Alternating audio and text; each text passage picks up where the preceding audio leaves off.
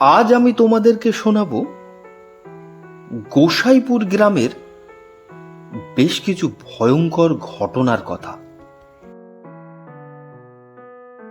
সময়টা ছিল বর্ষাকাল। বাইরে টিপ টিপ করে বৃষ্টি পড়ছে। একদিন মাঝরাতে হঠাৎ কানাইয়ের ঘুম ভেঙে গেল। সে প্রস্রাব করার জন্য বাইরে বেরিয়ে এলো।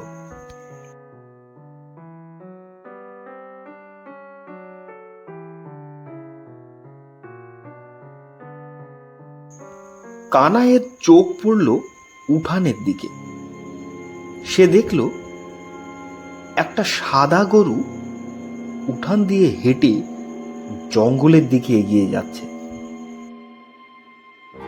এত রাতে গোয়াল থেকে গরু কিভাবে বার হলো? এরপর কানাই গরুর পিছন পিছন হাঁটতে লাগলো। গরুটি ধীরে ধীরে জঙ্গলের রাস্তা ধরে এগিয়ে চলেছে। কানাইও গরুর হেঁটে যাওয়া পথ অনুসরণ করতে লাগলো। এদিকে সুজয় তার বাবাকে পাশে না দেখে ঘরের বাইরে বেরিয়ে আসলো। সে দেখল তার বাবা ধীরে ধীরে জঙ্গলের রাস্তা ধরে এগিয়ে চলেছে।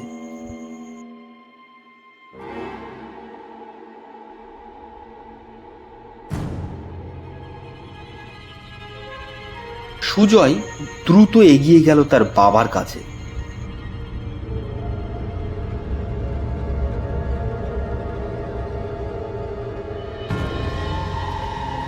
বাবা, তোমার কি হয়েছে? তুমি এত রাতে একা একা জঙ্গলের মধ্যে যাচ্ছ কেন? আরে দেখ না, আমাদের সাদা গরুটা গোয়াল থেকে বেরিয়ে জঙ্গলের পথ ধরে চলে যাচ্ছে যে। কানাই সুজয়কে দেখাতে গিয়ে দেখল গরুটি সেখানে নেই। কই, কোথায় গরু?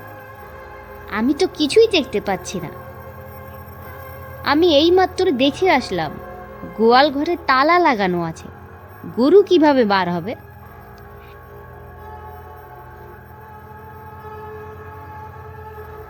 তারপর সুজয় তার বাবাকে নিয়ে ঘরে চলে এলো।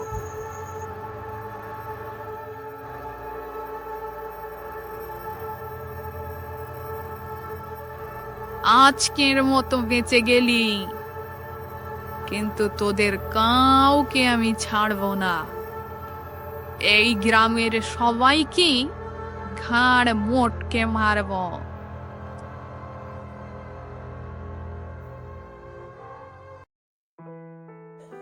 পরদিন সন্ধ্যাতে পাড়ার অনেকে মিলে রঘুদার চায়ের দোকানে বসে আড্ডা মারছিল।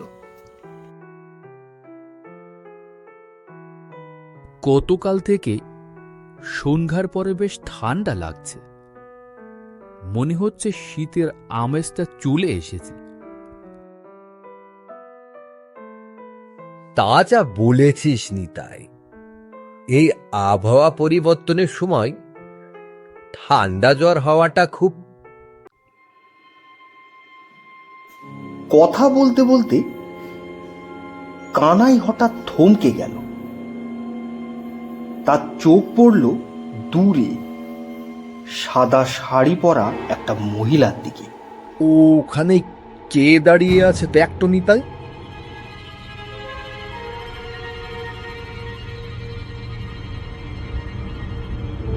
কোথায়? কাউকেই তো দেখতে পাচ্ছি না। আশ্চর্যজনকভাবে মুহূর্তের মধ্যেই যেন সেই চেহারাটা গায়েব হয়ে গেল। ঠিক আছে, আজ উঠি। আমার শরীরটা ভালো লাগছে না। যাই, বাড়িতে গিয়ে একটু বিশ্রাম নেই।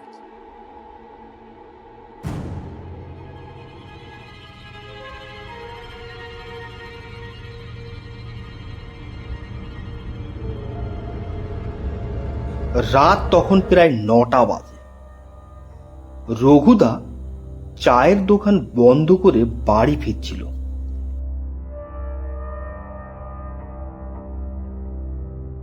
শরতের শীতল হালকা কুয়াশাতে বাইরে কাউকেই দেখা যাচ্ছে না। দূর থেকে শুধু ভেসে আসছে নিশাচর প্রাণীর গর্জনের শব্দ।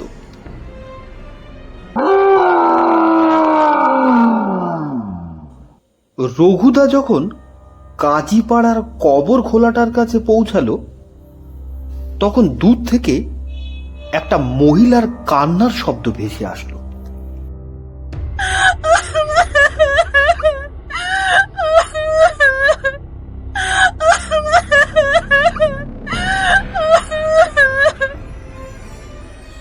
আশেপাশে তো কাউকেই দেখছি না, তবে কবর খোলার মধ্যে এত রাতে কি কাঁদছে? রঘু বিষয়টা দেখার জন্য আরো কিছুটা ভিতরের দিকে এগিয়ে গেল। চারিদিকে খোঁজার পর রঘু হঠাৎ দেখল একটা মহিলা নির্জন নিস্তব্ধ কবরের পাশে পিছন ঘুরে বসে আছে। তুমি কে গো? এখানে কাঁদছো কেন? এত রাতেই বা এখানে তুমি কি করছো?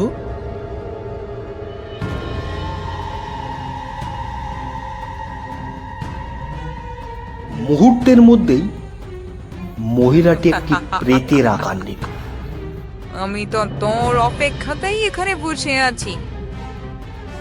তোকে মারবো বলেই তো সন্ধ্যা থেকে এখানে ঘুরছি। ভয়ে বিস্ময়ে রঘু সেখান থেকে পালানোর চেষ্টা করল।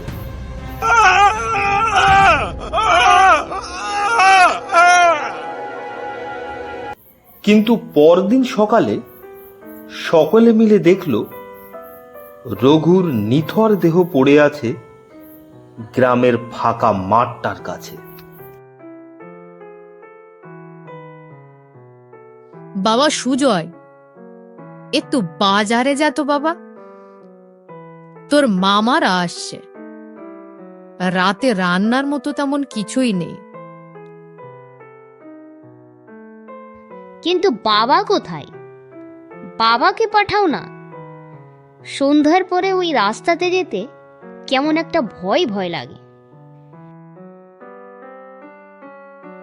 সে তো জানি রে, কিন্তু তোর বাবা তো এখনো গঞ্জ থেকে ফেরেনি। ঠিক আছে, বাজারে থলেটা একটু এনে দাও। এরপর সুজয় ব্যাগ নিয়ে চলল গোসাইপুরের বাজারের দিকে।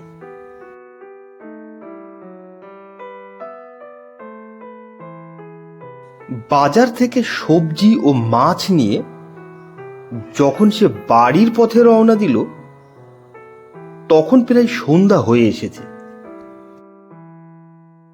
ভরা সন্ধ্যাতেই সমস্ত রাস্তায় যেন জনমানব শূন্য। দূর থেকে ভেসে আসছে ঝিঝি পোকার ডাক ও শিয়ালের গর্জন।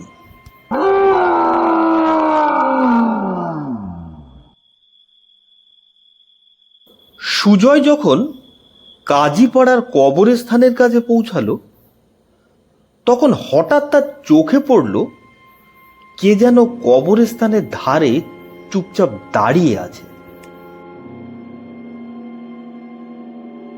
ওখানে কে গো তুমি? এই নির্জন কবরস্থানে দাঁড়িয়ে একা একা কি করছো? পিছন ঘুরতেই সুজয় দেখল তার বন্ধু অয়ন দাঁড়িয়ে আছে, তবে তার চাল চলনটা স্বাভাবিক নয়। কি রে অয়ন, তুই এখানে একা একা দাঁড়িয়ে কি করছিস? আমি জানি তুই বাজারে গিয়েছিলি। আমি তো তোর জন্যই অপেক্ষা করছি। চল একসাথেই বাড়ি যাই।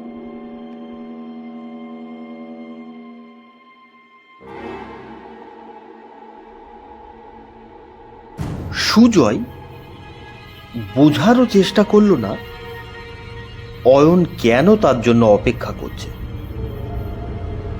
এরপর সুজয় অয়নের দেখানো পথ ধরে ধীরে ধীরে কবর খোলার মাঝের দিকে এগাতে লাগল,